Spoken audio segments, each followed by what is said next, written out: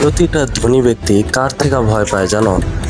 প্রতিটা ধনী ব্যক্তি ভয় পায় গরিব মানুষ থেকে। কারণ তারা চিন্তা করে যে গরিবের নজর সবসময় তাদের ধন সম্পদ চুরি করার জন্যই। অথচ প্রয়োজনের বেশি ধন সম্পত্তি মানুষের জাহান্নামে যাওয়ার কারণ হবে।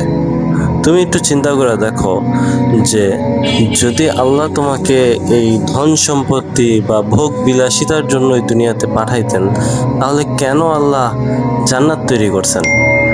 আর একটু চিন্তা করে দেখো যে একটা মানুষের জীবন, যেটা কিনা হাজার হাজার কোটি টাকা দিয়া কিনাও পাওয়া সম্ভব না, আমি হাজার হাজার কোটি টাকা খরচ করলেও একটা মানুষের জীবন দিতে পারবো না।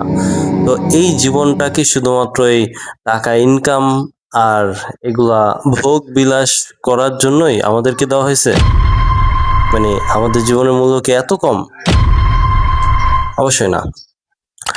আজকে তুমি বিভিন্ন জায়গায় নিজের জায়গা জমিন কিনতেছো, বিভিন্ন জায়গায় ব্যাংকে টাকা জমায় রাখতেছো। কেন?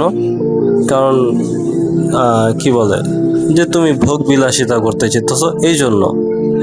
কিন্তু এই জায়গা জমিন যে রাখতেছো, এই টাকা যে জমাইতেছো ব্যাংকে, হ্যাঁ, এগুলো কি তুমি মহান আল্লাহ তাআলার খুশির জন্য করতেছো? বা এগুলো কি আল্লাহ তাআলার রাস্তায় ব্যয় করতেছো? বা তুমি কি এগুলা আল্লাহ তাআলার কোনো কাজে খরচ করতেছো? না, বরং তুমি এগুলা জমায় রাখতেছো। অথচ আল্লাহ কি বলছেন? আল্লাহ বলছেন যে তোমরা যদি তোমাদের ধন সম্পদ আল্লাহর রাস্তায় ব্যয় না করো, তাহলে আখিরাতে এটা তোমাদের দুঃখের কারণ হয়ে দাঁড়াবে।